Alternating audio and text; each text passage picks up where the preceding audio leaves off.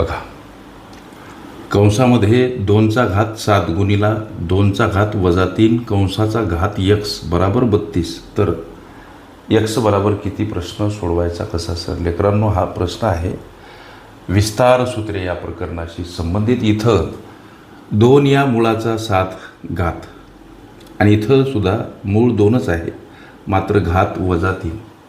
जेव्हा मूळ as equal असते लेकरांनो, एक सूत्र आम्ही अभ्यासलं इयत्ता 8वीत असताना, एचा घात यम आणि त्याला गुणिला एचा घात यन असेल तर या प्रस्तुत सूत्राचा विस्तार हा या घाताघातामध्ये बेरीज होताना आम्ही पाहिली. म्हणजे हा विस्तार त्याचा. लक्ष द्या, इथं सुद्धा मूळ ए आहे, इथं सुद्धा मूळ ए आहे, इथं सुद्धा मूळ 2 आहे, इथं सुद्धा मूळ 2 आहे.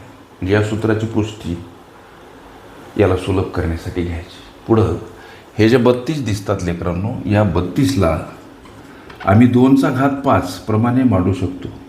आता 2चा घात 5 म्हणजेच बघा 2चा 5 वेळा केलेला गुणाकार.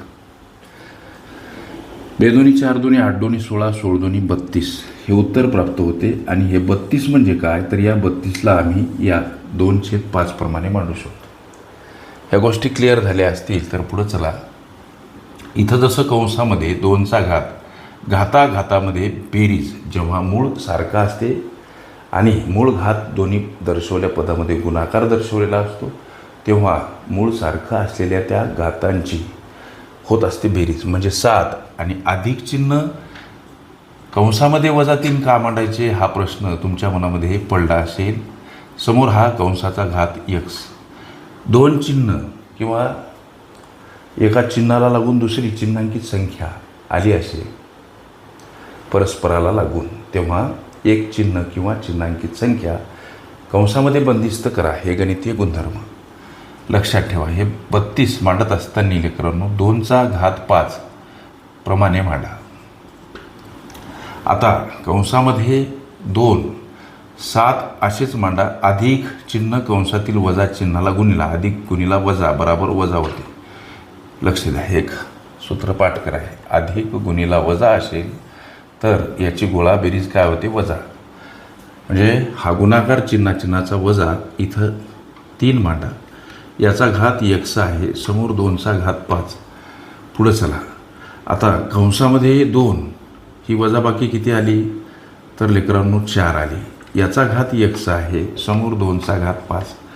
आता यासाठी परत योजना अशी की ह्या गोष्टी पक्क्या लक्षात ठेवा. जसं की एचा घात यम असेल आणि त्याचा घात यन असेल तर या प्रस्तुत सूत्राचा विस्तार हा या घातामध्ये गुणाकार होताना आम्ही अभ्यासला.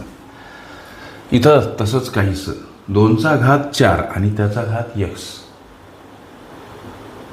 या सूत्राचा जो विस्तार झाला ही पुष्टी इथं यूज करा. म्हणजे इथं कसं होणार, तर 2चा घात 4 आणि x मध्ये गुणाकार, इथं 2चा घात 5. हा गुणाकार 4x समोर 2चा घात 5. लेकरांनो, हे 2 पदं परस्परांना भागीला अंश छेदात्मक स्वरूपामध्ये. अंश आणि छेदस्थानी एकच संख्या सारखी असेल तर ते काटाकाटी होते. तर तत्परायण 2ला 2 इथं कटतात. मग आता उरते काय, तर 4x समोर बराबर 5. xला एकटं करा, 5 कट जाताना 4 का भागीला मांडायचे, संख्या परस्पर विरुद्ध बाजूने जाताना एखाद्या पदासोबत गुणिला असेल, भागीला स्वरूपात भागीला असेल, गुणिला स्वरूपात अधिक असेल, वजा वजा असेल, अधिक अंशस्थानी असेल, छेदस्थानी असेल, अंशस्थानी मांडा.